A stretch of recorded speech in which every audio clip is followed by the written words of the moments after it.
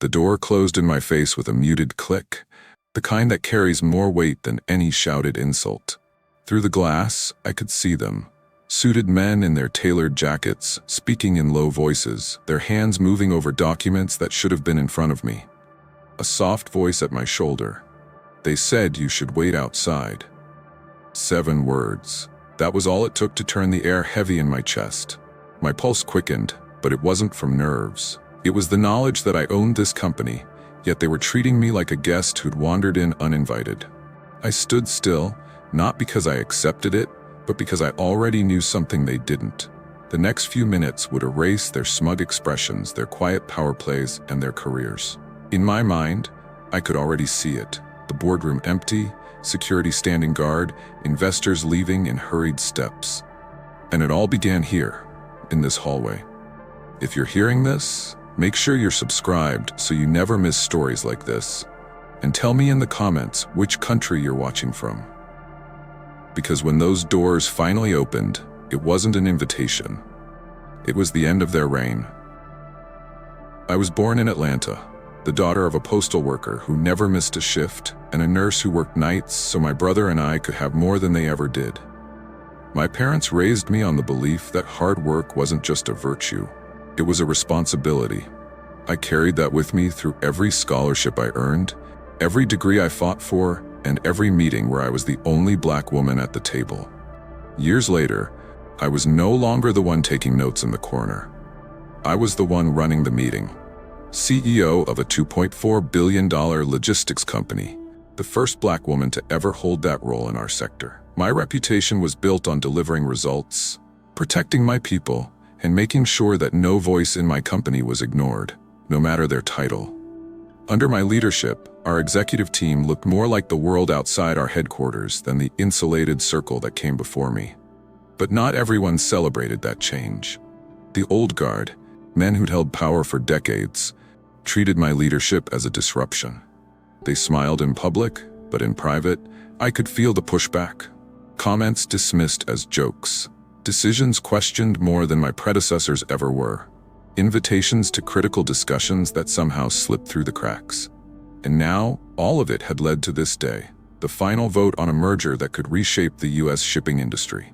Billions in revenue, global expansion, new technology, and the possibility of setting a precedent for inclusive leadership in one of the most entrenched sectors in the country. I'd prepared for every question, every scenario, every possible objection. I knew my numbers, my projections, my legal standing. What I hadn't expected was the invisible wall I'd run into before I even entered the room. The tension in the building was different that morning. Conversations hushed when I passed. Eyes shifted quickly away. Even my closest allies on the board avoided lingering too long in my presence. It wasn't fear, it was something colder. I'd faced racism in business before, the kind dressed in politeness, wrapped in procedure. But standing in that hallway, sensing the weight of what they were about to do without me, I knew this was going to be something I couldn't let slide. What I didn't know was how fast it would all come to an end. The morning of the vote, I arrived at headquarters earlier than usual. The building had a sterile stillness to it, the kind where the only sounds were the soft clicks of expensive shoes on polished marble and the muted hum of voices slipping behind closed doors. I rode the elevator up to the 32nd floor, my files in hand, my mind sharp. I'd walked these halls countless times, but today there was a heaviness to every step. Assistants glanced up from their desks, then quickly down again. Conversations ended mid-sentence when I passed. Not one person met my eyes for more than a heartbeat. The conference room door loomed ahead, its glass panels frosted from waist to ceiling, letting through only blurred outlines of the figures inside. I could make out shoulders leaning close together, arms folded, heads nodding. Laughter, low and knowing, slipped through the narrow gap where the door didn't quite seal. 2 of my allies on the board, both relatively new, both people I trusted, were absent from that gathering. That should have comforted me, but instead, it confirmed what I already suspected. Whatever was happening in that room wasn't meant for everyone. I was 3 steps away from the door when a young man in a fitted suit stepped forward, his body angled just enough to block my path. The company pin on his lapel glinted under the recessed lighting. "They're in a pre-vote huddle," he said, voice neutral but firm. "Could you wait outside for a moment?" A moment. As if I were a visitor here. As if I hadn't spent the last 3 years dragging this company into the 21st century, securing deals they couldn't have dreamed of before I sat in the corner office. The irony burned. My name was on the corporate charter. My signature had sealed the last quarterly report. The only reason any of them were about to vote on a historic merger was because I'd negotiated every clause, every figure, every protection in the contract. And yet, here I was, standing outside my own boardroom like a stranger waiting to be called in. Time slowed. I took in the details because that's what years in hostile rooms had taught me to do. The faint scuff marks on the frosted glass where chairs had bumped, the scent of overpriced cologne drifting out from the narrow opening, the shuffle of papers, and that same low laughter. I shifted my weight, resisting the urge to press my ear to the glass. Instead, I focused on the shadows moving inside, tall shapes pacing, smaller ones leaning in close as if sealing a pact. Was this about power? Or something uglier? The question sat heavy in my chest. I dealt with resistance before. I dealt with outright hostility before. But there was a difference between professional disagreement and deliberate exclusion. This felt intentional. The assistant's eyes darted toward the door, then back to me. "It shouldn't be long," he murmured. I almost laughed at the phrasing. I'd heard that tone before, at country clubs where I was the only black member in the room, at conferences where people assumed I was there to take notes, not speak. "It shouldn't be long" was just polite cover for, "You don't belong here right now." Minutes passed. 5, 6. My grip tightened around the folder in my hands. I didn't shift my gaze from that door. I wanted them to feel my presence out here. And still, no one invited me in. What they didn't know was that the longer they made me stand outside, the more certain I became that they'd just made the biggest mistake of their careers. I didn't mean to overhear them. The voices weren't raised, but the door wasn't airtight, and the words carried just enough to cut through the muffled hum of the hallway. "She doesn't belong in this decision. We need stability." The voice was one I knew. A man who'd been on the board longer than I'd been alive. A man who'd once called me young lady in a meeting as if I were an intern instead of his boss. A pause, then another voice, deeper, colder. "If she pushes back, we can reconsider her position." They didn't even bother to lower their tone on that part. My position, my job, my authority. It hit me all at once. This wasn't about the merger. This was a coup. I stood there, folder in hand, my reflection faintly visible in the frosted glass, and I saw what they must have thought they saw. A black woman standing in the hallway while a room full of white men decided her future. They'd taken every corporate slight I'd endured and magnified it into a public humiliation. The burn in my chest wasn't from embarrassment. It was from the knowledge that every assistant who walked by, every junior executive who caught a glimpse of me standing here, would take away the same message. She's the CEO, but even she can be locked out. My mind went back to the other moments, the ones I'd told myself weren't worth confronting. The quarterly budget meeting that accidentally went ahead without me because the location had been changed last minute. The strategic review email chain I was somehow left off, only to be filled in after the decisions were already made. The time I walked into a client dinner I was supposed to lead and found my seat taken by someone who insisted he didn't realize I was attending. Individually, they could be brushed aside. Collectively, they formed a pattern. And now today, that pattern had culminated in this. Me standing outside my own boardroom, listening to men I had promoted and defended plot to cut me out entirely. Inside, a chair scraped loudly against the floor. Papers shuffled. More laughter, short and mean, followed by the faint clink of glass. They were comfortable in there, too comfortable, as if the decision had already been made and the vote was just a formality. The humiliation didn't shrink me, it sharpened me. I stood straighter, shifting my weight so the heels of my shoes clicked deliberately against the tile, an audible reminder that I was still here. One of the men glanced toward the door, his shadow pausing before turning back. If their goal was to make me question my authority, they had failed. What they had done instead was force me to see just how far they were willing to go to push me out. And once I saw it, there was no going back to pretending it wasn't there. I wasn't going to knock. I wasn't going to ask permission to enter a room that legally belonged to me as much as it did to any of them, more so because I had earned my way in. 7 minutes, I thought. That's all the time I'm giving them before I make my move. The door stayed shut. Their voices stayed low, but the decision was already forming in my mind, as sharp and final as a signature on a termination letter. They wanted me outside the room. In a moment, they'd learn what it felt like to be outside the company. Before we continue, make sure you're subscribed to Echoes of Hope Stories HQ so you never miss these true human stories. And drop a comment telling me the country you're watching from. I'd love to know where you're joining us from. 7 minutes. That was the limit I set for myself. If those doors didn't open by then, I would stop waiting for their invitation. I glanced at the clock mounted on the hallway wall, its second hand moving with an almost taunting slowness. My reflection stared back at me from the glass panel of the boardroom door, not the look of someone being shut out, but of someone weighing her options. And I had plenty. I turned on my heel and walked down the corridor, ignoring the startled look from the assistant still lingering nearby. My office was just far enough away that the board wouldn't hear what came next. The first call I made was to the company's general counsel. He answered on the second ring. "I'm invoking Section 7.4 of the corporate bylaws," I said without preamble. My tone left no room for misunderstanding. There was a pause, then his voice steadied.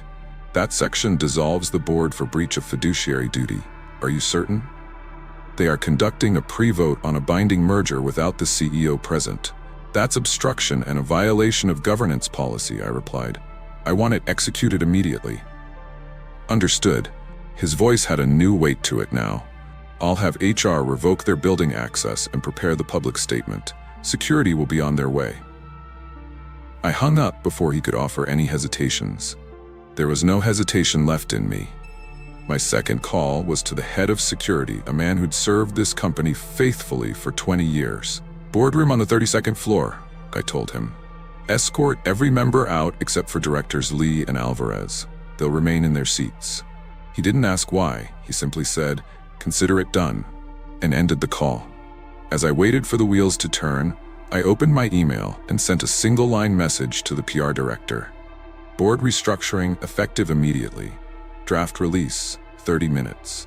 By the time I closed my laptop, the 7 minutes were almost up. I walked back toward the boardroom, my steps measured, unhurried. From the hallway, I could hear the muffled rumble of voices, still deep in discussion. They had no idea their authority was already gone. Then came the moment. The latch on the door clicked, but instead of someone inviting me in, the door swung open to reveal 2 security officers. Their faces were expressionless as they stepped inside. "Gentlemen," one said, "you'll need to collect your things. Your access to the premises has been suspended." The silence that followed was electric. Chairs scraped back in protest, voices rose in disbelief. "This is outrageous," one man barked. "On whose authority?" Every head turned toward me standing in the doorway. I didn't raise my voice. I didn't need to. "Mine," I said. "You conducted a decision-making process without your CEO. You acted in bad faith. You're done." One of them started to protest, but I cut him off. "You told me to wait outside my own boardroom. Now you can wait outside my company." Security moved forward, and the scene was almost surreal. The same men who had just been laughing and plotting were now stuffing papers into briefcases, muttering under their breath, faces flushed with anger or shame. As they filed past me, not one could meet my eyes. I didn't gloat. I didn't need to. The real statement was in my presence, still standing where they had tried to keep me out, holding the door open not to welcome them, but to see them gone. Director Lee and Director Alvarez remained at the far end of the table, their expressions caught somewhere between shock and relief. "Let's proceed with the vote," I said, taking my seat at the head of the table. "The merger terms stand, and so does the leadership." In that moment, the balance shifted entirely. The boardroom was no longer theirs to dominate. It was mine to lead. And while they had underestimated me, They had also underestimated the cost of racism in a place where money usually ruled above all else. What they saw as a petty exclusion had just cost them their positions, their reputations, and their influence. And I wasn't finished yet. The news spread through the building faster than any press release could travel. By the time I stepped out of the boardroom, small clusters of employees had formed in the hallway, their whispers halting the moment they saw me. I didn't need to hear their words to know the rumors were already turning into a story, one that would define this company for years. On the executive floor, HR was already processing the terminations. Access badges for the ousted members had been deactivated. Their parking spots were reassigned. It was as if they'd been erased from the building overnight. The PR director appeared in my doorway, holding a printed draft. The headline was simple but unmissable: Board restructuring to ensure transparent governance. Every word of the statement had been reviewed twice to leave no doubt that this was about accountability. But I knew, and they knew, that accountability wasn't the only factor. These men hadn't just undermined me as CEO. They had undermined me as a Black woman, leading in a space they still believed belonged to them. Their exclusion was never just about procedure or process. It was about reminding me of where they thought my place should be. That reminder had backfired spectacularly. By mid-afternoon, the press release was live. Within an hour, industry blogs had picked it up. By evening, national business outlets were calling for comment. And on social media, a single phrase from a junior employee's anonymous post began trending: "Number 7 minutes to justice." The post was short, almost casual. She waited outside the boardroom for 7 minutes. Then she fired them all. It struck a chord far beyond our industry. Comments poured in from people I'd never met: small business owners, junior managers, women in leadership, and especially Black professionals who had been excluded from rooms they had every right to be in. "You did what we all dream of. I've been the only one in the room. I know exactly what they tried to do to you. 7 minutes can change everything." Even shareholders, who usually only called when something was wrong, were reaching out, not with panic, but with support. One major investor emailed, "You did the right thing. The company's value isn't just in its balance sheet, it's in the integrity of its leadership." I sat in my office, phone buzzing constantly, and thought about the power of visibility. If this had happened behind closed doors with no witnesses, the narrative could have been twisted. My removal framed as strategic restructuring or leadership transition. But it hadn't been hidden. It had happened in a hallway, in front of staff who understood exactly what it meant for the only Black woman in the company's history to be told to wait outside. And now, the whole world understood too. The fallout was only just beginning, but for the first time that day, I allowed myself to exhale. The move had been bold, and it would have consequences, but it was the only one I could live with. I wasn't here to survive their version of leadership. I was here to change it. The press coverage only grew in the days that followed. On one side, there were business commentators praising the decisiveness of the move, calling it a textbook example of protecting corporate governance. On the other, there were the whispers, the op-eds from anonymous sources close to the matter, painting me as volatile, too emotional for the role. That last phrase hit a familiar nerve. It was the same coded language I'd heard my entire career. Language meant to undermine competence by framing confidence as aggression and authority as instability. I'd learned long ago that these narratives weren't accidental. They were part of the same machinery that had tried to keep me outside that boardroom. You don't have to slam a door to make someone feel excluded. You just have to decide the meeting without them. The irony was that these men would never admit what really drove their actions.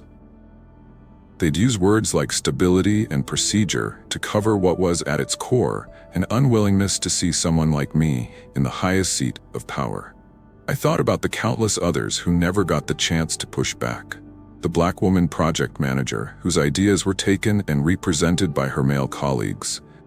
The Latina attorney passed over for partnership despite bringing in the firm's biggest client. The young man of color, whose promotion was delayed while his less experienced peers advanced. This wasn't just my fight. My story had gone viral because it was already familiar to so many. One evening, scrolling through the messages flooding my inbox, I found a note from a woman I'd met years ago at a leadership conference.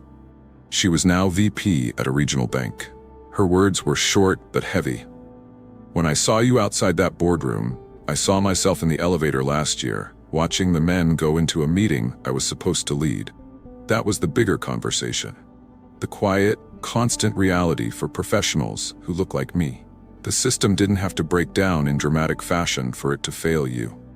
It failed in the small, repeated moments designed to remind you you're an outsider." In interviews, journalists asked if I regretted my decision to dissolve the board so publicly. My answer was always the same. Regret comes from inaction, not from doing what's right.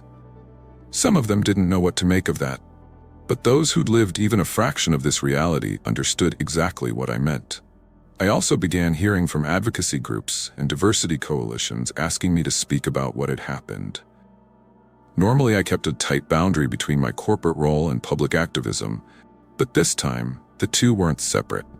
If the story had already reached the public, I was going to use it.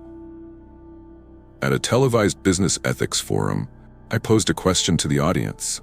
How many decisions about your career have been made without you in the room? The silence that followed was answer enough. I told them about the so-called pre-vote huddle that morning, about the minutes I spent standing outside my own boardroom, and about the voices I overheard plotting to remove me. I told them that the fight for representation doesn't end at the hiring stage. It begins there. Because it's one thing to get into the room, it's another thing entirely to keep your seat once you're in. This wasn't just about me reclaiming my authority. It was about setting a precedent, so the next woman, the next person of color in leadership, wouldn't have to think twice about whether they belonged in the space they earned, and for that, I was willing to take the heat. This is getting interesting, right?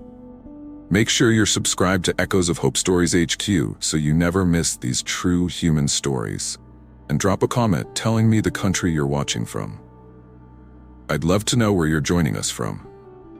The weeks that followed turned the incident from a company scandal into a national talking point.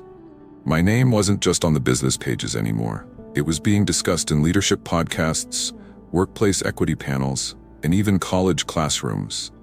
Some executives would have retreated, stayed silent until the chatter faded. I chose the opposite. If my presence in that boardroom had been a threat to some, then my voice outside of it was going to be even louder. I accepted invitations to speak at leadership summits, but I made one thing clear. I wasn't there to deliver feel-good sound bites. I was there to talk about the reality that even at the top, racism doesn't disappear. It just gets better at hiding. One of my first public events after the board's removal was at a national corporate governance conference. As I stepped onto the stage, I could feel hundreds of eyes on me. Some supportive, others waiting to see if I would overplay what happened. I didn't hold back. I described that morning in detail. The frosted glass, the laughter from inside, the words I overheard that confirmed it wasn't about procedure. It was about power and about removing a black woman from it. I talked about the pattern of accidental exclusions and miscommunications that had led to that moment. Then I told them why I acted the way I did. Because every time you let something like that pass, you make it easier for the next person to be treated the same way. After that speech, something unexpected happened. Emails started arriving from CEOs, department heads, and even board members in other companies. Not all people of color, but all of them acknowledging that they had seen similar patterns where they worked and that my decision had forced them to rethink their own governance practices. It was more than I'd hoped for. But the most meaningful messages came from individuals whose stories would never make the news. A young black engineer wrote to say she'd been told by her supervisor that management isn't looking for your input right now, and had almost left her company entirely until she saw my story. A middle-aged Asian American manager told me she'd been passed over for a promotion 4 times, but now had the courage to confront the executive team about it. Those were the echoes I wanted. To channel that momentum, I launched an initiative within my own company, the Open Door Project. It required all senior leadership meetings to document attendance and participation, with any exclusion needing written justification reviewed by compliance. It also created a mentorship program for underrepresented employees, giving them direct access to executives outside of their immediate departments. It wasn't just a symbolic gesture. It was policy. It was structure. It was a way to make sure that the pre-vote huddles of the world had nowhere to hide, and the impact wasn't confined to my company. Partner organizations began asking for the framework, adapting it to their own leadership structures. Before long, it was being referenced in diversity and governance guides across multiple industries. I knew I couldn't erase what had happened that morning outside the boardroom, but I could make sure its lesson outlasted the outrage cycle. Because racism in the workplace often thrives in silence, and I had no intention of going silent again. Weeks after the dust had settled, I found myself back in the same hallway where it all began. The frosted glass had been replaced with clear panels, a symbolic change I ordered myself. No more shadowy gatherings, no more decisions made where eyes couldn't see and voices couldn't be heard. The boardroom was quiet now, sunlight spilling across the long table.